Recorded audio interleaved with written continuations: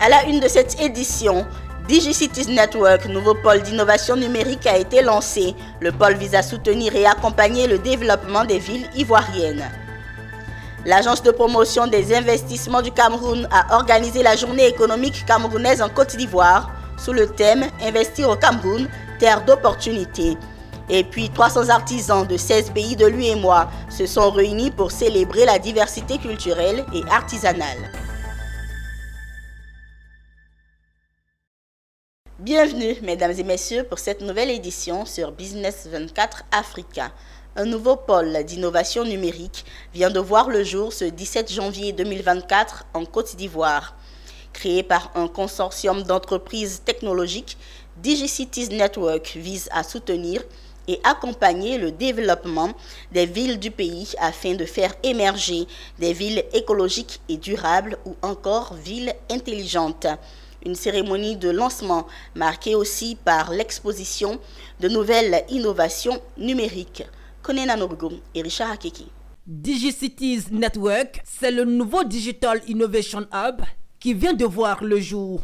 Sa mission, promouvoir la digitalisation et l'innovation tout en appuyant les organisations, les villes, les entreprises, les porteurs de projets à travers le développement de compétences, la mise à disposition de matériel informatique, le réseautage et l'accès au financement. Mais le cheval de bataille de DigiCities Network reste l'émergence des villes intelligentes. On veut créer un cadre de collaboration gagnant-gagnant pour tous les acteurs et pour nous permettre en tant qu'écosystème d'avoir cette force-là, d'avoir des propositions qui vont toucher nos villes et faire sortir des impacts réels. Donc nos services déjà sont le résultat des services des membres de l'association. Et les membres de l'association, déjà nous avons Impact à Abidjan, nous avons Green Invest qui offre des services d'accompagnement d'entreprise. Nous avons aujourd'hui le partenariat avec le VITIB pour pouvoir donner et permettre aux PME d'avoir accès aux infrastructures et à tout ce qui est réduction et support des entreprises locales et internationales. Échange sur l'importance des pôles d'innovation numérique et exposition de nouvelles innovations technologiques étaient au rendez-vous. Arnio est une marque ivoirienne qui développe des véhicules électriques de bout en bout. Et donc aujourd'hui, on développe un véhicule électrique Arnio. Et aujourd'hui, quand même, on a développé des bornes de recharge qui s'appellent le cyberchargeur Arnio, spécialement conçu pour ces bornes-là. ATC, c'est une entreprise qui exerce effectivement dans le domaine de la domotique. Et ce que je viens de vous présenter tout à l'heure, qui permet de pouvoir contrôler à distance notre maison, peu importe le pays dans lequel nous nous trouvons. Et on peut programmer, contrôler, de sorte à ce que également on puisse réduire notre facture d'électricité. DigiCities Network est une organisation à but non lucratif dont la création a été financée par la coopération allemande GIZ à travers le projet Make IT in Africa. Et puis le cabinet ILI Conseil a entamé l'année avec la présentation générale des nouvelles dispositions de l'annexe fiscale à la loi des finances 2024. Une présentation pour les personnes intéressées par la fiscalité afin de les mettre à jour et recueillir leurs préoccupations et particulièrement pour les clients du cabinet ILI Conseil. Walter Kofi et Setekissi. 28 mesures sur 31 contenues dans la nouvelle disposition de l'annexe fiscale à la loi des finances 2024 ont été la cible de ces professionnels de la fiscalité. Issus du département fiscal du cabinet ILI Conseil, les experts sont revenus sur les mesures de renforcement des capacités de mobilisation des ressources de l'État, les mesures de soutien aux entreprises et les mesures techniques et de rationalisation du dispositif fiscal. Parmi les dispositifs à retenir, la précision relative aux produits alimentaires naturels exonérés de TVA, l'assujettissement de la TVA aux entreprises de transport public et le prélèvement de 4% aux revenus des propriétaires de VTC. Ce que je veux dire, c'est que comme chaque année, il y a une évolution du dispositif fiscal, on se fait l'obligation de présenter les nouvelles dispositions particulièrement à nos clients. Mais cette année, on a voulu ouvrir la présentation à d'autres entreprises qui n'étaient pas forcément nos clients pour leur présenter et vulgariser le dispositif nouveau, notamment les ITS comme on l'a dit, qui constitue une évolution majeure dans la législation fiscale ivoirienne. On l'a présenté, le contexte particulier, dans l'exposé des motifs. La Direction générale des impôts a rappelé les engagements internationaux de l'État à faire évoluer le niveau de collecte des recettes fiscales, et également des contraintes ou des engagements pris dans le cadre des organisations communautaires telles que la CEDEAO, où il faut nécessairement faire évoluer le dispositif. Le cabinet Ili Conseil est une société de conseil créée en août 2017 et qui compte à son actif 15 années d'expérience professionnelle dans les domaines du conseil des entreprises en Côte d'Ivoire et dans la sous-région ouest africaine. Le cabinet intervient dans les domaines de la fiscalité d'entreprise, la gestion des risques douanières, la gestion des risques en matière de cotisation sociale et du conseil en finance et en comptabilité. Parlons de promotion de la destination Cameroun. L'agence de promotion des investissements du Cameroun a annoncé la tenue d'une journée économique en Côte d'Ivoire ce 17 janvier 2024. L'objectif de cet événement est de vendre la destination Cameroun aux Ivoiriens, aux étrangers ainsi qu'aux nombreux touristes présents en cette période de Cannes en Côte d'Ivoire. L'annonce a été faite lors d'une conférence de presse à l'ambassade du Cameroun en Côte d'Ivoire. Ami Korobara et Marius Seri. En marge des grands rendez-vous sportifs, l'API, l'Agence de promotion des investissements du Cameroun, organise depuis quelques années des activités de promotion de la destination Cameroun. Ainsi, à l'occasion de la 34e édition de la Coupe d'Afrique des Nations, Cannes Total Énergie 2023, l'API organise une journée économique en Côte d'Ivoire. Placée sous le thème « Investir au Cameroun, terre d'opportunités et d'attractivité », cette journée est une occasion d'attirer de potentiels investisseurs au Cameroun. Il s'agit ici de profiter de la visibilité offerte par la 34e édition de la Coupe d'Afrique des Nations pour promouvoir le Cameroun en tant que destination d'investissement, en vue d'attirer des investissements directs étrangers durables dans notre pays et de renforcer les liens économiques entre le Cameroun et la Côte d'Ivoire. Je voudrais donc lancer un appel aux investisseurs installés en Côte d'Ivoire pour leur dire qu'ils trouvent au Cameroun un environnement économique semblable à celui de la Côte d'Ivoire, notamment un cadre institutionnel attractif et incitatif. Cette rencontre connaîtra la participation de plusieurs figures du monde des affaires et des personnalités camerounaises, dont l'ex-footballeur international camerounais Samuel Eto'o fils. Au cours de cette conférence de presse, Boma Donatus, directeur intérim de l'Agence de promotion des investissements du Cameroun, a rendu hommage à Mat Angelina Binja, la présidente de cette institution décédée en décembre 2023. Par ailleurs, il a profité de cette rencontre pour inviter les investisseurs à participer à la 4e édition du Cameroun Invest Forum qui se tiendra le 19 avril 2024 au Cameroun. La journée économique camerounaise en Côte d'Ivoire, tenue sur le thème « Investir au Cameroun, terre d'opportunités », a justement eu lieu ce mercredi 17 janvier 2024 au Noum Hotel d'Abidjan. Les opportunités d'investissement au Cameroun ont été mises en lumière et l'événement a attiré l'attention des acteurs économiques. Les détails dans ce reportage que signent Diane Kablancan et Doumbia Ayouba. En marge de la Coupe d'Afrique des Nations Cannes 2023, la journée économique camerounaise en Côte d'Ivoire, baptisée Investir au Cameroun, terre d'opportunités, orchestrée par l'Agence de promotion des investissements du Cameroun, API, a pris place. Cet événement a attiré l'attention des acteurs économiques, des investisseurs et des entrepreneurs, mettant en lumière les multiples opportunités qu'offre le Cameroun sur la scène internationale. Les autres autorités en matière de promotion des investissements et de développement économique en Côte d'Ivoire, à leur plus haut niveau, représentés à leur plus haut niveau. Et vous avez vu une diaspora camerounaise aussi fortement représentée pour écouter ce qui est fait au pays. Vous avez vu à travers des questions l'engouement que les gens ont à investir au Cameroun. N'oubliez pas que nous étions ici pour une opération de charme, une première. Le football soit positionné comme un business parce qu'aujourd'hui et ailleurs, les hommes les plus riches au monde investissent dans le football, donc il est important que les gens comprennent qu'à travers le football, ils peuvent faire des placements, ils peuvent venir au Cameroun, investir parce que l'État camerounais donne aussi des opportunités, des facilités pour ceux qui veulent venir investir dans notre beau et cher pays, le Cameroun. Cette journée économique a servi de catalyseur pour un rapprochement fructueux entre les milieux d'affaires ivoiriens et camerounais, illustrant ainsi la volonté commune de tisser les liens solides et de stimuler le développement économique dans la région. Et la coopération entre la Côte d'Ivoire et le Cameroun, des pays majeurs dans leurs zones respectives, CEMAC pour le Cameroun, l'UEMOA pour la Côte d'Ivoire, et c'est des pays majeurs qui échangent simplement, Madame l'ambassadeur, 55 milliards sur le plus de milliards que nous avions dans notre commerce extérieur. Cela veut dire que nous devons nous doter d'une ambition plus grande.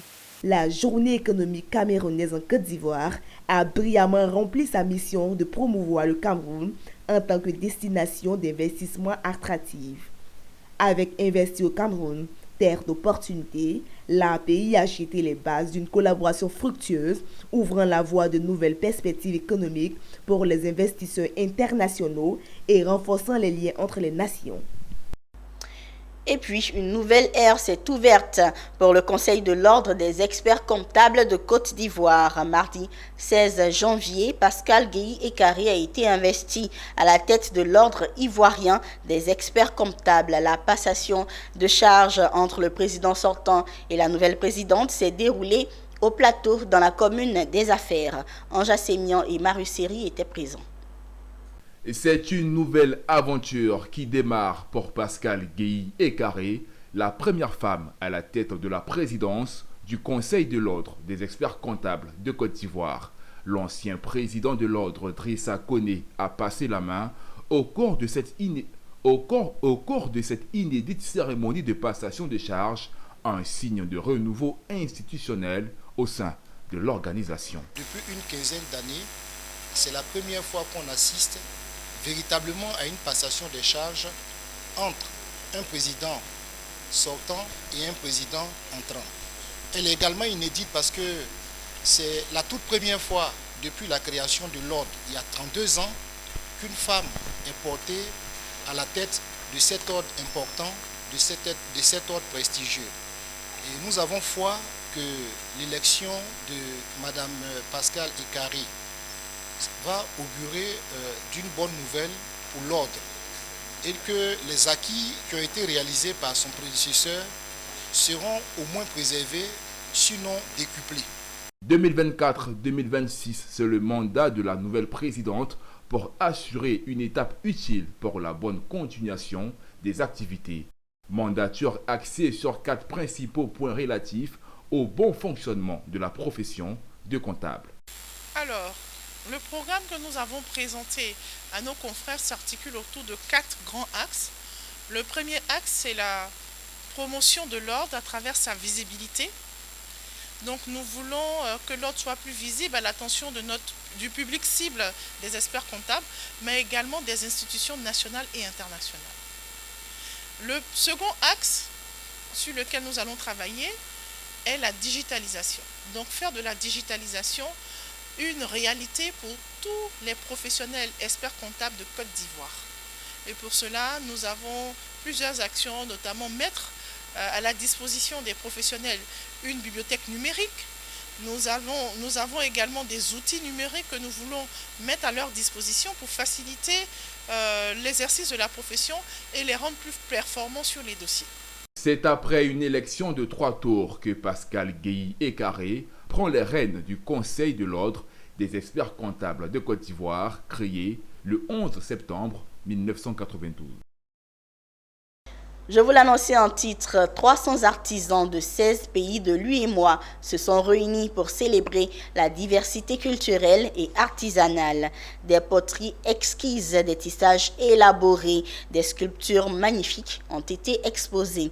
Plongeons dans cette expérience visuelle et culturelle captivante où chaque pièce raconte une histoire avec Diane Cablancan et Ézéchiel Seri. Promettant de célébrer la richesse culturelle et artisanale de la région, la deuxième édition de la foire artisanale de la Communauté des États de l'Afrique de l'Ouest, CEDEAO, a accueilli fièrement 300 artisans provenant de 16 pays membres de l'Union économique et monétaire ouest-africaine UEMOA.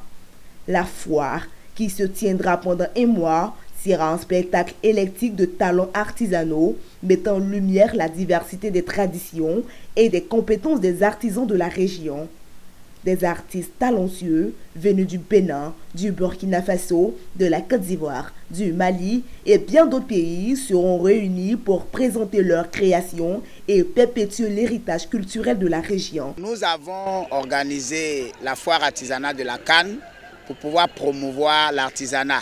Il est important de souligner qu'en Afrique, nous avons beaucoup de talents dans le domaine artisanal, mais nous manquons d'espace de promotion.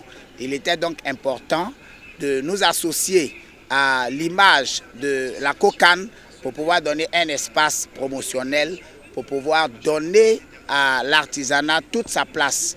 Donc les artisans ne pouvaient pas se mettre en marge de cette fête.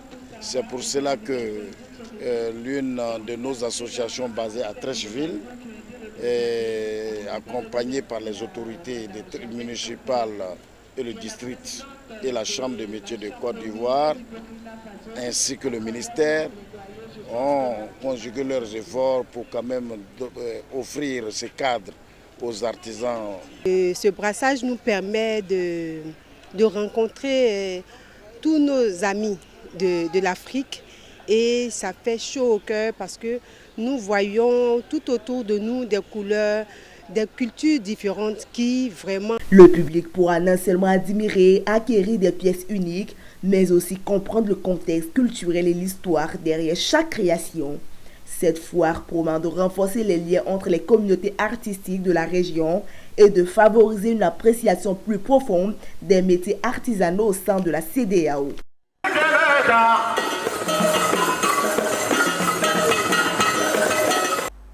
La Coupe d'Afrique des Nations édition 34, organisée par la Côte d'Ivoire, a démarré ce 13 janvier 2024 et les stades Alassane Ouattara d'Ebimpe et Félix Houphouët-Boigny du Plateau drainent du monde.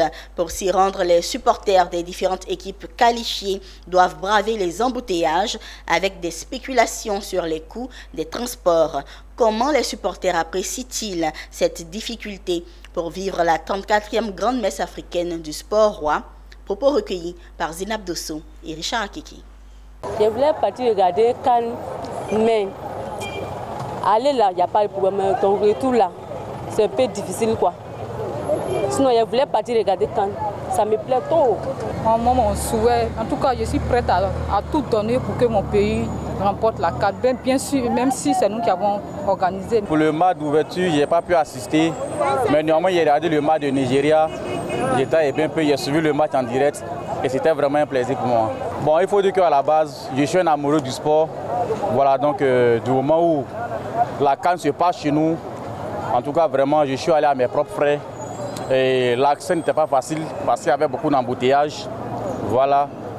Bon, on voulait tellement assister le match et on a bravé vraiment tous ces embouteillages. Et arrivé là-bas aussi, Dieu merci, le gouvernement a mis un dispositif en place. Les bus, voilà, qui nous transportent du carrefour Ondotri jusqu'au stade. Excusez-moi, l'accès est très très facile puisque de Yopougon jusqu'à Ondotri, la voie est très très bitumée. C'est autoroute 3 fois 2 voies, donc ça fait 6 voies. Donc là c'est très très facile pour aller au stade, sincèrement dit. Après les matchs, chacun est rentré. Donc ça devient un peu difficile pour venir à la maison, puisque tout le monde est pressé pour sortir, pour rentrer à la maison. Donc ça devient un peu difficile pour venir. Rendons-nous à présent à Yamoussoukro, capitale politique de la Côte d'Ivoire, où s'est tenue une rencontre trimestrielle entre les présidents des jeunes des villages avec le président national du collectif des jeunes des villages de Côte d'Ivoire, dans le but d'avoir une réflexion sur le plan de travail de l'année 2024. Cette rencontre a eu pour point essentiel 4 thématiques. Charles Kouakou et Pierre Tebeu pour en savoir davantage. Ils étaient plus d'une centaine de jeunes et représentants de jeunes à cette rencontre qui avait pour but de faire un plan d'action pour l'année 2024. Une rencontre qui s'est déroulée autour de 4 thématiques afin d'aboutir à des résultats concrets pour les appliquer sur le terrain en cette année 2024. La rencontre consiste à travailler autour des thématiques. Au cours de ces travaux, nous allons aboutir à des résultats. Et ces résultats-là, nous allons les appliquer sur le terrain à partir de 2024.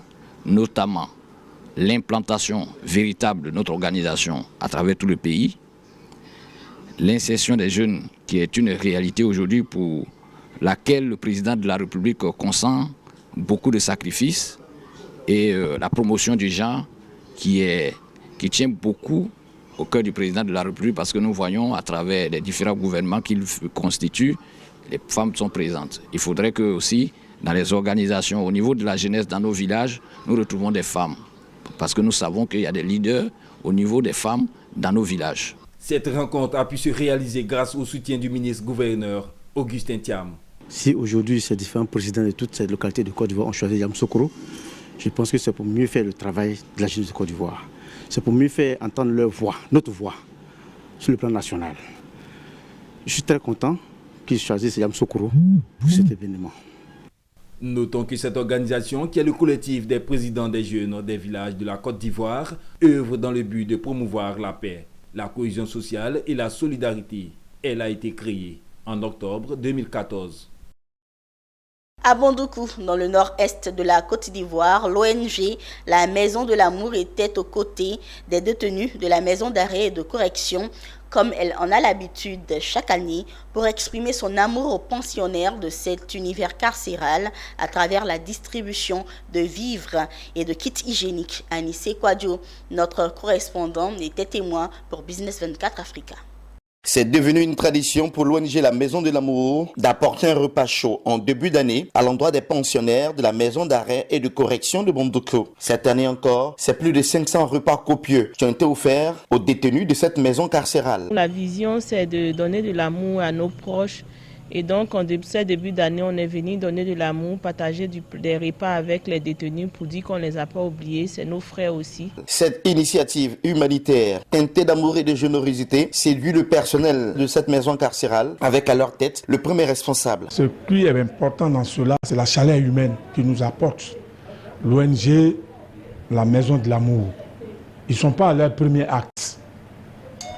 Toutes les années, ils viennent ici partager le repas avec nos pensionnaires. Ça nous va droit au cœur. En plus de ce repas, l'ONG La Maison de l'Amour, dirigée par Mme Kobenan et Wibea, a remis des cartons de savon, des paquets de serviettes hygiéniques, des parfums, des pommades, ainsi que des oranges pour ces femmes enfermées, les mineurs et tous les détenus de la prison. Le tout estimé à plus d'1 million de francs CFA. Celui qui donne est plus heureux que celui qui reçoit. Donc c'est une bénédiction pour nous de donner. Et parce que nous tous, nous sommes des prisonniers en Suisse. Donc, on est là pour nos frères prisonniers. Madame Kobenan Ewi Béa, présidente de l'ONG La Maison de l'Amour, a la chance d'être soutenue par l'ensemble des membres de l'ONG, ses fameux bénévoles, mais également par son époux, toujours à ses côtés, pour mener des actes de charité et de partage. Cet engagement va de cœur, parce que je peux dire, aujourd'hui c'est un honneur pour moi d'avoir une épouse qui accepte de partager, qui accepte de donner malgré ce qu'elle a. Et pour moi, quand tu as quelqu'un comme ça auprès de toi, tout ce que tu peux faire, c'est de lui apporter le soutien. Soulignons que c'est plus de 500 repas chauds qui ont été offerts aux détenus de la maison d'arrêt et de correction de Bondoukou. Cette tradition de partage et d'amour à l'endroit des détenus, initiée par l'ONG La Maison de l'Amour, en est à sa 6e. En image, pour finir, le Ghana a obtenu de ses créanciers officiels un moratoire sur le service de sa dette bilatérale jusqu'en mai 2026. Annonce faite par le ministre des Finances, Ken Ofori-Atta, ce 17 janvier 2024. Le ministre a déclaré que la suspension du service de la dette s'appliquera pendant toute la durée du programme de réforme soutenu par le Fonds monétaire international, programme qui doit s'achever en mai 2026. Et puis l'African Guarantee Fund a annoncé la signature d'un accord de garantie de 30 milliards de francs CFA, environ 50 millions de dollars, avec la holding de services financiers du Burkinabé, Simon Tiemtoré. Cette garantie permettra à Vista Group Holding de renforcer ses prêts aux petites et moyennes entreprises dans 4 pays ouest-africains, au sein desquels il opère le Burkina Faso, la Guinée, la Gambie et la Sierra Leone. Voilà, c'est la fin de cette édition sur Business 24 Africa. Merci de votre fidélité et nos programmes se poursuivent.